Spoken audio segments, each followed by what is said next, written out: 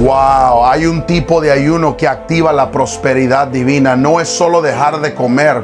Esto es un pacto que es sobrenatural con Dios mismo. Lo que voy a mostrarte sobre este ayuno profético va a cambiar todo tu destino financiero. En Isaías 58 nos revela el ayuno que Dios escoge. El ayuno de quejas. No murmures, no te quejes, declara vida. Esto te trae paz financiera y confianza total.